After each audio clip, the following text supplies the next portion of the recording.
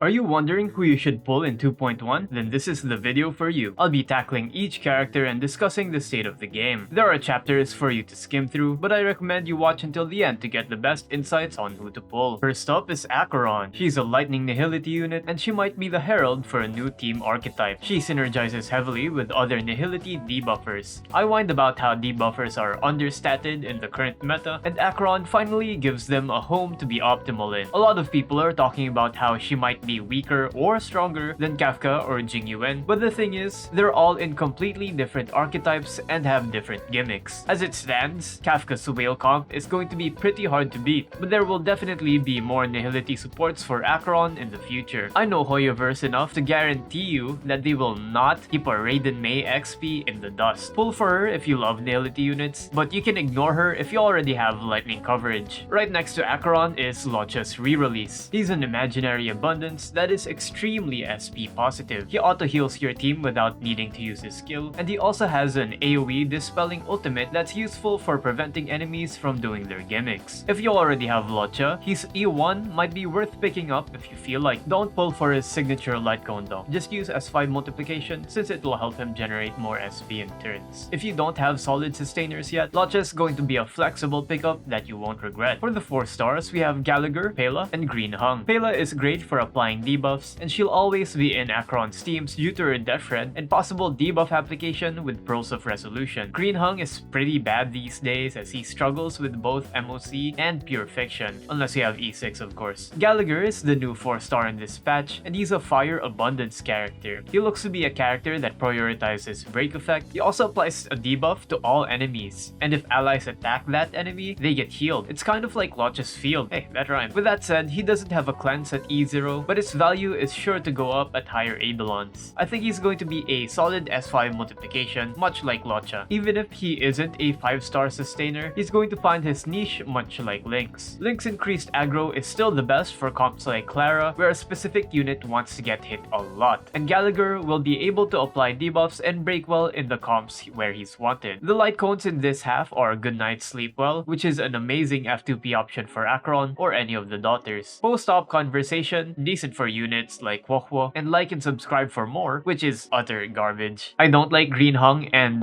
like and subscribe in this lineup specifically, but the rest of them are fine. It's just that they don't really synergize well. The second half introduces Aventurine. He's an imaginary preservation character that can solo sustain and also offer some offense on the side. He can provide shields for your entire team and give all of them effect resistance on the side, so you don't have to worry about dying or getting debuffed if you have him on your team. He also has a follow-up attack, and if you're playing with Topaz ratio, then Aventurine will be an amazing pull for you. For most accounts, he can act as a solo sustain, but even for people who already have enough sustains, you might want to pull for him just for the Fuo synergy. I suspect Topaz will be coming in like the next 2 patches, so after this banner, you better start saving. Up next is the Jingliu rerun. She's the absolute best ice hyper carry in the game. She's an ice destruction character, and nothing comes close to her absurd 180% attack and 100% CV self buff. There's not a lot of ice carries in the game, and I find it hard to imagine there will be future ice hyper carries that can even come close to her power. Usually I'm pretty balanced and reasonable when it comes to units. I think that every limited 5-star will carve out their own niche. But no matter what, Jingliu's ridiculous self buffs, lowered SP consumptions, and extra turns is going to be hard to beat for any upcoming ice character. It goes without saying that all accounts should pull for ice coverage. For the 4 stars, it's Lynx, Luca, and Serval. None of these units have synergy with either Jingliu